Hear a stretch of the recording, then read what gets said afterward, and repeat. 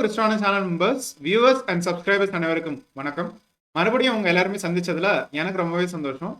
இன்னைக்கு நம்ம ஜெனுவினா ரிவ்யூ பண்ணக்கூடிய இந்த ஜேர்னலோடைய நேம் வந்து Shodh Kosh journal of visual and performing arts. இந்த ஜேர்னல் வந்து இப்போ கரண்டா வந்து யூஜிசி கேர் குரூப் 1ல இருக்கிறதா வந்து சொல்றாங்க.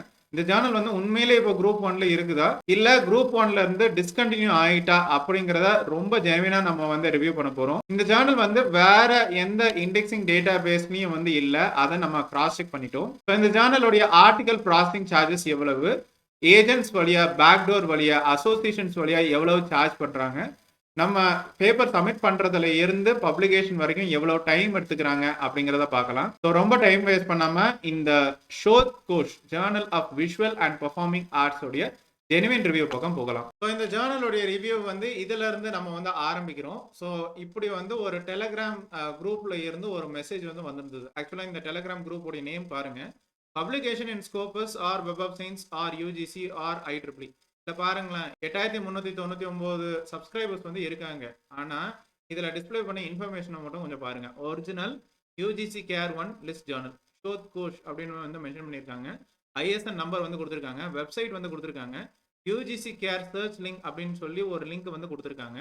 ஸோ சப்ஜெக்ட் வந்து மல்டி டிசிப்ளினரி ஜேர்னல், அக்செப்டன்ஸ் வந்து 3 நாள்ல கொடுக்குறாங்க. இது எல்லாமே வந்து ஜேர்னல் கிட்ட இருந்து டைரக்டா வருதாமா. பப்ளிகேஷன் வந்து 2 வாரத்துக்குள்ள வந்து பப்ளிஷ் பண்ணி கொடுக்கறதா வந்து சொல்லியிருக்காங்க. இன்னும் அடிஷனல் இன்ஃபர்மேஷன் வந்து பேக் டேட் பப்ளிகேஷனும் வந்து இருக்கு அப்படின்னு வந்து மென்ஷன் பண்ணியிருக்காங்க. ஸோ இப்படி வந்து பார்க்கும்போது இவ்வளோ ஃபாஸ்ட் ட்ராக்கான ஒரு ஜேர்னலா அப்படின்னு வந்து நம்ம வந்து கிராஸ் செக் பண்ணலாம். கூகுள் சர்ச்ல வந்து ஷோத் கோஷ் அந்த ஃபுல் நேமை வந்து சர்ச் பண்ணும்போது நமக்கு ஒரே ஒரு எக்ஸாக்டான சர்ச் ரிசல்ட் வந்து வந்திருக்கு. அதாவது வந்து கிராந்தாலயா publication.org, அதுக்குள்ள ஆர்ட்ஸ் ஜேர்னல், அதுக்குள்ள வந்து ஷோத் கோஷ் அப்படின்னு வந்து இருக்கு. கீழே வந்து சில இண்டெக்ஸிங் டேட்டா பேசஸ் வந்து இந்த ஜேர்னல் பத்தி டிஸ்கஸ் பண்ணியிருக்காங்க. இதுல வந்து நம்ம வந்து பார்க்கும்போது journals.indexcopernicus.com, இதுல வந்து அந்த வெப்சைட்டோடைய லிங்க் வந்து கன்ஃபார்ம் பண்ணியிருக்காங்க. இந்த ஜேர்னலோடைய வெப்சைட் வந்து இதுதான் வந்து name of the journal website. So இதுல ஆன்லைன் ISN நம்பர் அப்படிங்கிறது வந்து இருக்கு, DOI நம்பர் வந்து இருக்கிறதா வந்து மென்ஷன் பண்ணியிருக்காங்க. ஸோ கூகுள் ஸ்காலர் மாதிரி நார்மலான இண்டெக்ஸிங் டேட்டா பேசஸ் தான் வந்து இருக்கு. ஆக்சுவலா வந்து இவங்க வந்து ஸ்கோபஸ்லயோ, வெப் ஆஃப் சயின்ஸ்லயோ இல்ல ஏபிடிசி ஜேர்னலிஸ்ட்லயோ எதுலையுமே இல்ல, வெறும் யூஜிசி கேர் குரூப் 1ல வந்து இருக்காங்க. ஸோ இந்த ஜேர்னல்ல பப்ளிஷ் ஆகக்கூடிய ஆர்டிகல்ஸ் எல்லாமே இங்கிலீஷ் இல்ல ஹிந்தி லாங்குவேஜ்ல வந்து இருக்கும்.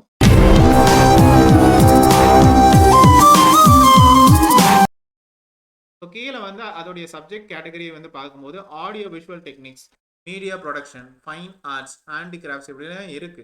பட் இது ரிலேட்டடா வந்து பார்க்கும்போது இன்ஜினியரிங், மெடிக்கல் அப்படிலாம் இருக்கு. ஆக்சுவலா இன்ஜினியரிங், மெடிசன் எல்லாம் வந்து இதுல வந்து போட வேண்டிய அவசியமே இல்லை. ஏன்னா Shodh Kosh journal of performing and visual arts, இன்ஜினியரிங்க்கு சம்மந்தமே இல்லை. எதுக்காக போட்டிருக்காங்க அப்படிங்கிற வந்து தெரியல. சப்மிஷன்ஸ் அப்படிங்கிற செக்ஷன்ல வந்து பார்க்கும்போது என்ன தெரியுதுன்னா, நம்ம வந்து இமெயில் ஐடி சப்மிஷனும் வந்து கொடுக்கலாம், இல்ல அவங்க மென்ஷன் பண்ண இந்த மாதிரி ஆன்லைன் சப்மிஷனும். ஸோ நார்மலா வந்து ஒரு MS வேர்ட் ஃபார்மேட்லயோ இல்ல ஒரு ரிச் டெக்ஸ்ட் ஃபார்மேட்லயோ இல்ல ஓப்பன் ஆஃபீஸ் ஃபார்மேட்லயோ நீங்க வந்து சப்மிட் பண்ணலாம். ஸோ அவங்க ஃபாலோ பண்றது வந்து API ஸ்டைலு. எங்கெல்லாம் உங்களுக்கு தேவைப்படுமோ DOI இல்ல வந்து URL வந்து மென்ஷன் பண்ணுங்க அப்படின்னு வந்து கொடுத்துருக்காங்க. ஸோ நார்மலான ஒரு ப்ரொசீஜர் தான். நீங்க ஆர்டிகல் வந்து சப்மிட் பண்றதுல இருந்து பப்ளிகேஷன் வரைக்கும் மேக்ஸிமமா வந்து ஒரு 1 மந்த் டைம் வந்து எடுக்கிறாங்க. ஒரு ஃப்ரீ லைசன்ஸ் தான் வந்து வச்சிருக்காங்க, creative commons attribution licence 4.0 normal free licence. இதுல ரீசெண்ட் இஷ்யூ அப்படின்னு வந்து பார்க்கும்போது வால்யூம் 5 இஷ்யூ நம்பர் 2 2024 அப்படின்னு வந்து இருக்கு. ஆக்சுவலா என்ன மென்ஷன் பண்ணிருக்காங்கன்னா வால்யூம் 5 இஷ்யூ 2 ஜூலைல இருந்து டிசம்பர் 2024. அப்ப இதுல இருந்து என்ன தெரியுதுன்னா ஜனவரி டு ஜூன் வந்து ஒரு இஷ்யூ வந்து பப்ளிஷ் பண்றாங்க, ஜூலைல இருந்து டிசம்பர் வரைக்கும் ஒரு இஷ்யூ வந்து பப்ளிஷ் பண்றதா தெரியுது. இதுல ரீசெண்ட் ஆர்டிகல்ஸ் வந்து பார்க்கும்போது எல்லாமே வந்து இந்தியன் ஆத்தர் ஆர்டிகல்ஸ் தான், இங்கிலீஷ்லயும் ஹிந்திலையும் வந்து இருக்கு. இதுல இன்னொரு ஒரு இன்ஃபர்மேஷனும் உங்களுக்கு வந்து இருக்கு. அதாவது ஆர்ட்ஸ் செக்ஷன்ல பார்க்கும்போது நான் ஆல்ரெடி சொன்ன மாதிரி January to June, July to December. ஆனா பழைய இஷ்யூ வந்து பாருங்க, volume 5 issue 7 July 2024, volume 5 issue 6 June 2024. அதாவது எப்படின்னா முன்னால வந்து மந்த்லியே வந்து பப்ளிஷ் பண்ணியிருக்காங்க ஜூலை வரைக்கும், அதுக்கு பிறகு January to June, July to December. எதனால அப்படின்னு வந்து தெரியல. இந்த சேனல் வந்து இப்போ வந்து யூஜிசி கேர் குரூப் 1ல இருக்கு. இப்படி வந்து மாத்தி மாத்தி எதுக்காக வந்து பப்ளிஷ் பண்ணும் அப்படிங்கிறது தெரியல. இப்போ ஒரு எக்ஸாம்பிளுக்கு வந்து நான் உங்களுக்கு காமிக்கிறேன். இப்போ பாருங்க, volume 5 issue 2 July to December 2024. அப்போ இதோட மீனிங் என்னன்னா, சரி ஜூலைல உள்ள ஒரு ஆர்டிக்கலை எடுத்து அவங்க முன்னால பப்ளிஷ் பண்ண அந்த ஜூலை இஷ்யூல உள்ள ஆர்டிகளோட கிராஸ் செக் பண்ண தெரிஞ்சிடும்ல. ஸோ அதுல ஒரு ஆர்டிக்கலை எடுத்து கிராஸ் செக் பண்ணும்போது அப்படி எதுவுமே மேட்ச் ஆகவே இல்லை. ஏன்னா ஜூலைல பாத்தீங்கன்னா 2 ஆர்டிக்கல் தான் இருக்கு. ஜூலை டு டிசம்பர்ல அவ்வளோ ஆர்டிகல்ஸ் வந்து இந்த ஜேர்னலோடைய ஏபிசி வந்து பார்க்கும்போது அவங்க மென்ஷன் பண்ணியிருக்கிறது வந்து $300 ஃபார் அப்ராக்சிமேட்லி நம்ம ஒரு பைசாக்கு வந்து ஒரு 24,000 வந்து வச்சுக்கோங்க. ஸோ இதை வந்து என்ஆர்ஐ ஆத்தர்ஸ்க்கு வந்து இந்தியன் ஆத்தர்ஸ்க்கு வந்து $6,000. ஸோ இந்த ஜேர்னல் வந்து வெறும் யூஜிசி கேர் குரூப் 1ல மட்டும் தான் இருக்கு.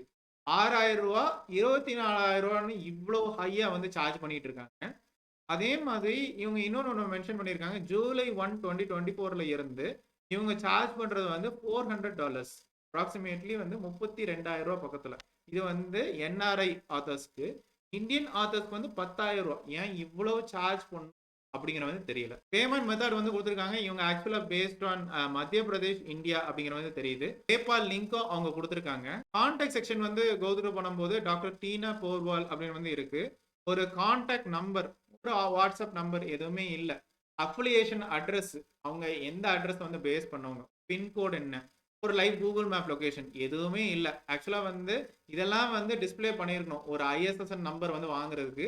இது எதுவுமே டிஸ்பிளே பண்ணவே இல்லை. அதே மாதிரி இன்னொன்று நோட் பண்ணி பாருங்க, இந்த ஜேர்னலுக்கு வந்து ஒரு எடிட்டோரியல் போர்ட் செக்ஷன் அப்படிங்கிறது வந்து இல்லை. ஸோ அக்டோபர் 2021ல இருந்து இந்த ஜேர்னல் வந்து யூஜிசி கேர் குரூப் 1ல வந்து இருக்காங்க. எப்படி இவங்க வந்து யூஜிசி கேர் குரூப் 1க்குள்ள போனாங்க அப்படிங்கிறது தெரியல. இந்த டெலிகிராம் மெசேஜ்ல உள்ளது மாதிரியே நம்ம கிராஸ் செக் பண்ணுவோமே, ugcare.unipune.ac.in அதுக்குள்ள நமக்கு வந்து குரூப் 1 குரூப் 2 அப்படின்னு வந்து இருக்கும். ஸோ குரூப் 1ல வந்து ஐஎஸ்என் நம்பர்ல வந்து இந்த ஐஎஸ்என் நம்பரை வச்சு சர்ச் பண்ணுங்க. உடனே உங்களுக்கு வந்து லாகின் பண்ண சொல்லி சொல்லும். லாகின் பண்ணுங்க. லாகின் பண்ண பிறகு இந்த இன்ஃபர்மேஷன் நமக்கு கிடைச்சிருக்கு. ஸோ அதே சேனல் நேம், அதே ஐஎஸ்என் நம்பர், நல்லா பார்த்துக்கோங்க. UGC CARE coverage years October 2021ல இருந்து ஜூலை 2024 வரைக்கும். இப்போ நம்ம ஆகஸ்ட் 2024ல இருக்கோம். இந்த ஜேர்னல் வந்து இப்போ வந்து டிஸ்கண்டினியூட் ஃப்ரம் ஜூலை 2024 அப்படின்னு தெளிவா வந்து மென்ஷன் பண்ணியிருக்காங்க. இதை தெரியாமலே மக்கள் வந்து இந்த ஜேர்னலுக்காக வந்து பே பண்ணிட்டு இருக்காங்க. பேக் டேட்டட் பப்ளிகேஷன் வந்து இருக்கு அப்படின்னு தெரிஞ்சும் உடனே காசு கொடுக்கறதுக்கு ரெடியா இருக்காங்க. ஸோ இந்த ஜேர்னல் பொறுத்த வரைக்கும் ஏபிசி வந்து இப்போ வந்து வெப்சைட்ல வந்து $400 ஆர் 32,000, இந்தியன் அதர்ஸ்க்கு வந்து 10,000 அப்படின்னு வந்து சார்ஜ் பண்றாங்க. பட் பேக்டோர் வழியா, அசோசியேஷன்ஸ் வழியா, ஏஜென்ட்ஸ் வழியா இந்த மாதிரி டெலிகிராம் குரூப்ல வந்து பார்க்கும்போது அக்செப்டன்ஸ்க்கு வந்து 3 நாள், பப்ளிகேஷனுக்கு வந்து 2 வாரம் ஆர் 15 நாள். அவங்க வாங்குற காசு வந்து $3,000ல இருந்து $4,000 வரைக்கும் அவங்க வந்து சார்ஜ் பண்றாங்க. இது ஏஜென்ட் டு ஏஜென்ட் வந்து மாறிட்டு தான் இருக்கு. இந்த ஜேர்னலுக்கும் இந்த மாதிரி ஏஜென்ட்ஸுக்கும் கண்டிப்பா சம்பந்தம் இருக்கு. ஏன்னா வந்து அக்செப்டன்ஸ் டைரக்டா ஜேர்னல்ல இருந்து வருது. அக்செப்டன்ஸ் வந்து 3 நாளைக்குள்ள கொடுக்குறாங்கன்னா இப்போ என்ன ஸ்டாண்டர்ட் ஃபாலோ பண்றாங்கன்னு தெரியல. இந்த மாதிரி இன்ஃபர்மேஷன் வந்து நம்ம டெலிகிராம் குரூப்ல வந்து பார்க்கும்போது இந்த பாருங்க, இவ்வளவு சப்ஸ்கிரைபர்ஸ் வந்து நம்பி வந்து பணத்தை வந்து கட்டுறாங்க. ஒரு தடவைக்கு 2 தடவைக்கு நம்ம வந்து கிராஸ் செக் பண்ணணும். அதுக்கு பிறகுதான் ஒரு ஜேர்னலுக்கு வந்து அமௌண்ட் அப்படின்னு வந்து பே பண்ணணும். இதுக்கு பிறகாவது அகாடமிஷியன்ஸ் கொஞ்சம் திருந்துவாங்கன்னு நம்புறேன். இந்த ஜேர்னல் பத்தின உங்களுடைய சந்தேகங்கள், கிளாரிபிகேஷன்ஸ், கொஸ்டின்ஸ், குவரிஸ், பாசிட்டிவ் இல்லை நெகட்டிவ் எக்ஸ்பீரியன்ஸ் எதுவா இருந்தாலும் கமெண்ட் செக்ஷன்ல ஷேர் பண்ணுங்க.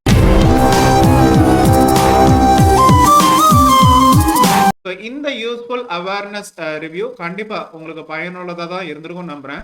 ஸோ இந்த மாதிரி சில குரூப் மெசேஜஸை பார்த்துட்டு, அதாவது வந்து இப்போ கரண்டா வந்து யூஜிசி குரூப்ல இருக்கு, ஸ்கோபஸ்ல இருக்கு, வெப் ஆஃப் சயின்ஸ்ல இருக்கு, இப்படி பார்த்த உடனே மக்கள் உடனே போய் விழுந்துருவாங்க. காசை கொடுக்கறதுக்கு முன்னாடி ஒரு தடவைக்கு 2 தடவை நம்ம வந்து கிராஸ் செக் பண்ண வேண்டியது நம்மளுடைய கடமை. மறுபடியும் இன்னொரு இன்ட்ரெஸ்டிங்கான ஜெனுவினான ரிவ்யூ, அதாவது ஸ்கோபஸ், வெப் ஆஃப் சயின்ஸ், ஏபிடிசி இல்ல யூஜிசி கேர் குரூப் 1 இல்ல குரூப் 2 லிஸ்ட்ல உங்க எல்லாருமே சந்திக்கிறேன்.